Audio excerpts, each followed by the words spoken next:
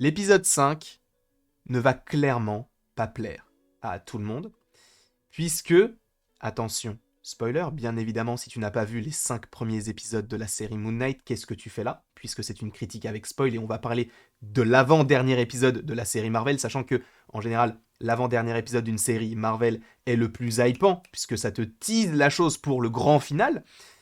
Donc, quitte la vidéo de suite. Mais, je m'adresse à toi, Mathéo, si tu regardes cette vidéo, ou à vous qui ne croyez pas forcément à cette idée de flashback. Chez. Bien fait. Il y a eu des flashbacks. On a vu le père, nous avons vu la mère et le petit frère Roro. Et ce qui est assez intéressant, c'est que oui, on a fait quelques petites théories concernant ce petit personnage de Mark Spector, de Steven et de Jake Lockley. Visiblement, nous ne l'avons toujours pas, et je pense qu'ils sont très forts, parce que là où nous, on peut imaginer peut-être un teasing vers Werewolf by Night ou ce genre de choses, au final, peut-être que ça restera dans la sphère de Moon Knight, mais on en parlera dans une autre vidéo, et ça arrivera supposément vendredi, samedi ou dimanche, mais du coup, ça arrivera. Don't worry, be happy. Mais du coup, concernant cet épisode 5, c'est un épisode en partie grandement flashback, qui se consacre sur l'acteur Oscar Isaac, ou plutôt du coup les personnages qu'il interprète avec brio. Il est vraiment très très fort, un très très bon acteur qui passe d'une émotion à une autre en quelques secondes, du rire aux larmes, enfin c'est vraiment, il est vraiment très très très fort. Je salue la performance. L'acteur, je l'apprécie fortement. Le personnage est mon personnage préféré des comics. Et là, pour le moment, la série ne me déçoit pas. Donc, pour le coup, moi, je suis plutôt extrêmement satisfait de cette série-là. Mais encore une fois, ce n'est que personnel, bien évidemment. Et on va y venir avec certaines photos par rapport à cet épisode-là, qui pour moi est meilleur que le précédent. Dans le sens où c'est encore fluide. Le quatrième, pour moi, était le meilleur de la série pour l'instant, et le cinquième est redevenu le meilleur pour moi, puisque très touchant. Beaucoup d'émotions. Je me suis reconnu sur certains points par rapport à ce qu'il peut ressentir en lui. Alors je ne dis pas que je suis atteint d'un TDI, mais on a tous nos problèmes, etc. Et c'est vrai que sur certains aspects, j'arrivais à m'identifier à ce personnage-là. Et je trouve que Oscar Isaac a fait un très très bon travail. Pareil pour Arthur Harrow qui arrive à te donner un petit peu de sympathie. Ethan Hawke fait un superbe travail. Et honnêtement, je ne sais pas pourquoi je ne regarde toujours pas des films de cet acteur-là. Parce qu'il est vraiment, en tout cas de ce que je vois dans Moon Knight, très très bon. Je n'ai toujours pas vu de film avec lui, mais ça ne serait tardé du coup. On verra ça quand j'aurai plus de temps, d'ici mi-mai, hein, bien sûr. Puisqu'entre-temps, il y a Doctor Strange, Moon Knight épisode 6 de la saison 1, enfin bref. Sachant, petit disclaimer en plein milieu de cette vidéo, mais sachez que la semaine prochaine, c'est le 4 mai. 4 mai, épisode 6 de Moon Knight. May the Fourth be with you. Donc sûrement des trailers de Star Wars. Et aussi, Doctor Strange 2. Sachez qu'on va compartimenter tout cela. Le 4 mai, donc le mercredi, on fera que des vidéos sur Doctor Strange. S'il y a vraiment un trailer Obi-Wan, tout ça, on fait. Si c'est du Andor, on attend le lendemain, tu vois. Et le lendemain, donc le 5, vidéo, enfin en tout cas journée vidéo, Moon Knight et du coup du Star Wars. Si jamais il y a des réactions à faire. S'il n'y a pas de réaction, on fera pas de vidéo Star Wars. Mais du coup, je préfère faire Doctor Strange le 4 mai et Moon Knight le 5 mai. Voilà, c'est comme ça que ça va s'organiser. Si ça ne te plaît pas, j'en suis vraiment confus, mais en tout cas, peu importe la diffusion des vidéos, vous les aurez de toute façon. Donc vous les regarderez quand vous voulez, ou vous ne les regarderez pas. C'est plus mon dos, je te le dis tout de suite. Mais en tout cas, revenons sur cet épisode 5, qui est pour moi le meilleur, même si je dis ça au fur et à mesure, mais en soi c'est le cas. Et non, vraiment très touchant. Et on commence notamment avec le personnage que l'on avait découvert à la fin de l'épisode précédent, qui n'est autre que Taweret. Visiblement, en tout cas, c'était écrit comme ça, même si ça s'écrit pas forcément comme ça dans la mythologie égyptienne, mais en tout cas, c'est ce personnage-là, donc la déesse des femmes et des enfants, ou protectrice des femmes et des enfants. Donc, un personnage qui en soit un peu en lien avec son passé, puisque on va voir sa mère, donc en lien avec les femmes, et on va voir donc son enfance, un enfant, et notamment par rapport à son petit frère. Donc sa présence n'est pas du tout illogique. Par ailleurs, elle est un petit peu liée, notamment en tout cas dans l'épisode, à Anubis, puisque Anubis, si je ne dis pas de bêtises, c'est ce dieu qui ressemble un petit peu à un loup, qui est là pour savoir si les gens méritent d'aller au paradis ou en enfer, si je ne dis pas de bêtises. D'où la balance, et d'où le fait que celui qui porte la balance, c'est Anubis. Et visiblement, donc en plus de ça, on avait le poster de l'épisode 5, où justement on avait cette balance avec 2 poids blancs et une plume. Et visiblement, ce sont les 2 cœurs, enfin le cœur de Steven et le cœur de Mark. Et je t'avoue que cette scène-là, elle n'était pas incroyablement bien faite. Bon, c'est pas très très grave, tu me diras, mais bon, le fait qu'elle prenne les trucs. Cependant, l'hippopotame, du coup Taweret, très bien faite. Pour le coup, je n'ai rien à dire sur le physique, sur l'esthétique du personnage. Ça sera plus par rapport au décor que j'ai trouvé un peu fade, pour le coup. Un petit peu fade. Mais on y viendra bien évidemment un petit peu plus tard dans la vidéo. Mais du coup, on découvre un petit peu plus ce personnage, qui est un personnage plutôt sympathique, plutôt mignon, qui est vraiment bienveillante, etc. C'est un petit peu ce qu'on avait dit, notamment dans la vidéo où j'expliquais qui pouvait être ce personnage, et visiblement, bah, on ne s'est pas forcément trompé. On continue donc avec Arthur Harrow, donc qui est toujours docteur, et ça fait penser du coup au tome numéro 1 de Jeff Lemire, donc de Moon Knight, sachant qu'on en avait déjà parlé la semaine dernière, c'est la même chose, avec les 2 infirmiers, et lui qui est là en essayant d'aller dans le sens de Mark et de Steven, et visiblement, c'est la même chose que le docteur Emmett. Donc Arthur Harrow, qui était un personnage qui existait réellement dans les comics, a su être réinventé, et Ethan Hawke, je trouve qu'il le joue vraiment très très très bien. Je n'ai rien à dire sur son jeu, il arrive vraiment à nous faire passer des émotions, parce qu'il peut vraiment nous faire rire, parce qu'à un moment donné, il a des réflexions, il a des petits trucs comme ça qui m'ont fait un petit peu sourire, tu vois, et à un moment donné, il peut être très, mais Marc, qu'est-ce que tu racontes? Tu vois, il peut nous mettre dans le doute. Et cet épisode-là, en tout cas même le précédent, cet épisode-là est plus dans la continuité donc de l'épisode 4 par rapport au fait qu'on veut te faire penser que ça, c'est la réalité. Puisque le moment où justement il parle à Taweret, c'est un moment où il est sous sédatif, donc tu dis en fait c'est très méta. Parce que là, déjà, quand on est dans ce monde-là, on a l'impression que c'est déjà méta. Même s'ils essayent de nous faire penser, oui, là, on est à Chicago. Là, on est à Chicago. Ok, tu nous fais penser qu'on est à Chicago, mais en fait, Chicago, c'est la ville où grandissait le petit bonhomme. Et là, ils veulent nous faire croire que c'est un hôpital, etc. Sauf qu'on ne voit toujours pas l'extérieur. Et pareil, encore une fois, dans le comics donc, de Jeff Lemire, quand Steven ou Mark, peu importe, sort donc de cet asile, de cet hôpital, il aperçoit que c'est un monde post-apocalyptique et c'est vraiment n'importe quoi. Genre, ça prouve que ce n'est pas forcément réel.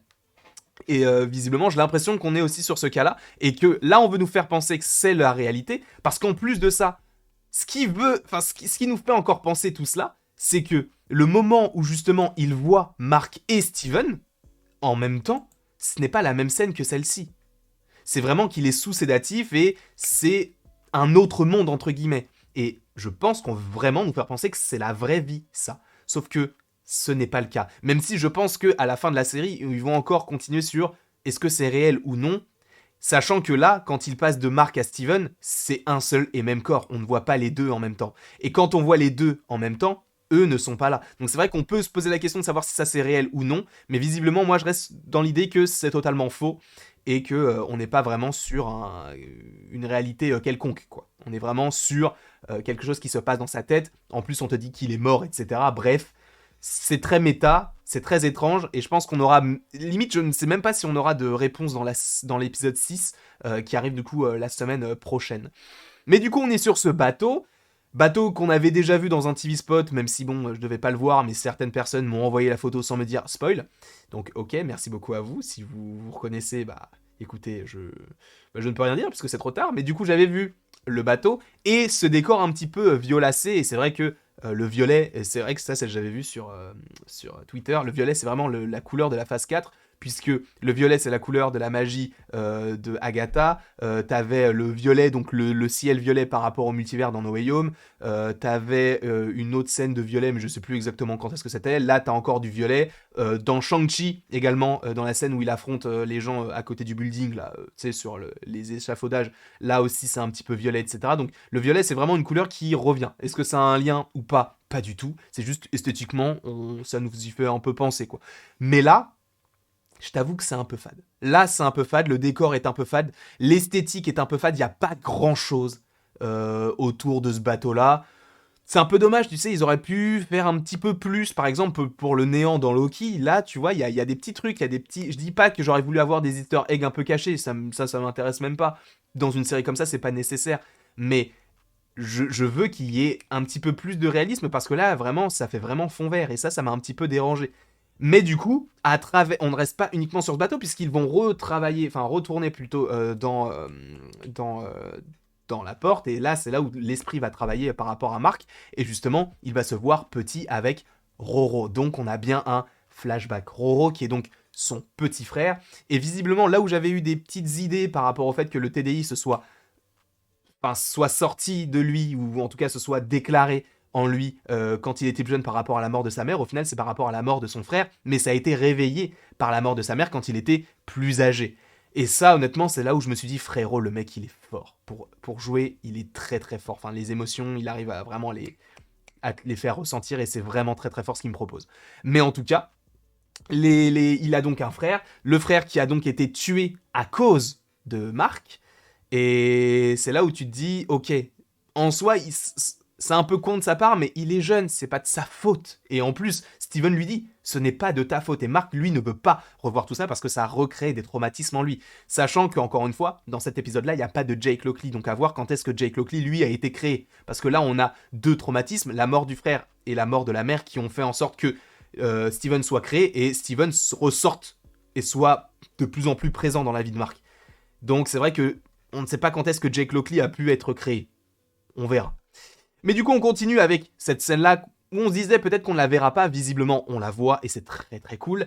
Le fait qu'en plus on mentionne Bushman, qu'on voit donc le père de Layla avec donc ce foulard violet avec les scarabées dorés, chose qu'on avait notamment évoqué dans l'épisode précédent, et que là, justement, on arrive à cet épisode-là où on a donc la transformation entre guillemets donc de Steven, plutôt n'importe quoi de Marc. C'est là où je me suis dit dans ce moment-là, j'aurais bien voulu voir la scène, tu vois, c'est encore suggéré. La semaine dernière, j'avais dit que ça me dérangeait pas que ce soit suggéré, les scènes de combat, etc. Mais là, je t'avoue que j'aurais aimé un petit peu en voir. Pas de ouf, mais un petit peu, tu vois, parce que c'est un peu nécessaire de savoir. Tu vois, parce que là, on te mentionne juste Bushman, le fait qu'il était dans l'armée, le fait qu'il soit devenu mercenaire, etc. C'est un peu dommage. Après, bon, il y a sa transformation qui est archi stylée avec ses yeux, etc. Donc ça, c'est très très cool. Mais c'est vrai que j'aurais aimé un petit peu plus en voir. Je dis pas beaucoup, mais un petit peu plus. Et là, on retourne encore dans cette idée que Marc est dans un hôpital psychiatrique. Ça nous fait encore poser des questions. Encore une fois. Mais je pense qu'on est vraiment sur un personnage qui est dans une sorte de monde alternatif, mais dans sa tête. Je pense pas vraiment qu'on est dans un monde qui existe réellement. Ça m'étonnerait beaucoup. Et là, on a la première transformation dont je vous ai parlé, du coup, quand il était donc plus jeune. Et donc, c'est le moment où sa mère va vouloir le frapper pour le punir de quelque chose. Je ne sais même pas, je crois que c'est parce qu'il a fermé la porte, ou je ne sais plus exactement, mais elle va vouloir le punir parce que du coup, sa mère est devenue un petit peu folle à la suite de la mort de son petit frère, parce qu'elle va penser du coup que c'est la faute donc de Marc. Et voilà, ça c'est une scène qui m'a vraiment fait mal parce que tu vois qu'elle va le battre, etc. C'est pas forcément des scènes très agréables à regarder, mais ça fait quand même mal de le voir comme ça, jeune, et tu te dis, en fait, il a vraiment subi des traumatismes. Et c'est là où tu te dis, les séries en soi, on les aime ou on ne les aime pas, mais ça nous permet d'explorer beaucoup plus le lore, tu vois. Là où, pour Iron Man, pour avoir son passé, on a dû réellement attendre Civil War, tu vois, pour avoir une scène où il était plus jeune avec ses parents, etc. Là, avec une série, on peut d'autant plus explorer tout ce qu'on a par rapport au personnage, et moi j'aime beaucoup. Moi je trouve ça très intéressant. Après, peut-être que ça plaît pas parce que c'est un peu plus lent, ça prend son temps, etc. Mais je trouve que cet épisode-là, même s'il y a des défauts, c'est le meilleur de la série pour l'instant. Et notamment par rapport à ce genre de scènes qui nous permettent d'en apprendre beaucoup plus sur le personnage, tout en skippant certains trucs, tu vois. Par exemple, Jake Lockley, ou des moments de savoir, par rapport à la mère, comment ça s'est passé, quand il est parti, etc. Tu vois, tous ces moments-là, on les a pas forcément. Et ça peut être intéressant de les explorer par la suite. Surtout Jake Lockley, s'il vous plaît. Et par la suite, donc j'ai pas mis énormément de photos parce que c'était pas forcément très utile là pour le coup, mais on a ce moment où ils sont sur le bateau et pas Jake, Steven va finir par tomber du bateau et devenir une sorte de statue. Et la balance va s'équilibrer, ce qui fait que Marc va finir par aller donc dans ce champ de roseaux qui lui est promis par rapport au fait qu'il soit mort. Et ça, c'est très étrange parce que tu finis là-dessus. Tu te dis, d'accord, je veux bien qu'on finisse là-dessus, mais c'est très étrange de se dire qu'on finit là-dessus, tu vois. Ça tease rien du tout pour la suite. On sait que Tawaret va sûrement mentionner ou missionner, comment s'appelle-t-elle, Layla, pour qu'elle puisse détruire la statuette. Je suis d'accord là-dessus. Mais c'est vrai que on n'a pas de teasing pour la suite, pour l'épisode 6. Donc c'est un petit peu compliqué de se demander comment est-ce que ça va se dérouler. Est-ce que justement on va... De toute façon on va voir Amit, c'est évident. Mais c'est vrai qu'il y a beaucoup de choses à explorer. Il faut qu'on voit Amit, il faut qu'on voit la destruction de la statuette de Khonshu, il faut qu'on voit la résolution de savoir ce qu'est devenu Mark. Il va falloir qu'on ait un teasing sur Jake Lockley. Il va falloir... Enfin un teasing. Encore une fois, là j'extrapole, mais peut-être qu'il n'y aura pas tout ça dans la série. Mais c'est vrai qu'on se dit, on veut voir ça. On veut ce genre de choses. Et visiblement, j'ai peur qu'on ne les ait pas. Enfin pas tout en tout cas. Et que ce soit un peu skippé et surtout... Bah en fait, Moon Knight est vraiment à part du MCU parce que visiblement il n'y aura pas de teasing pour d'autres trucs. Je pense. Même si c'est vrai qu'on avait fait des vidéos comme quoi quelles pourraient être les scènes post-génériques, quels pourraient être les teasings pour... Visiblement, j'ai pas l'impression qu'on se situe là-dessus. J'ai vraiment, avec cet épisode 5, l'impression qu'on se dirige réellement vers l'intériorité de Mark et qu'on va rester sur du Mark.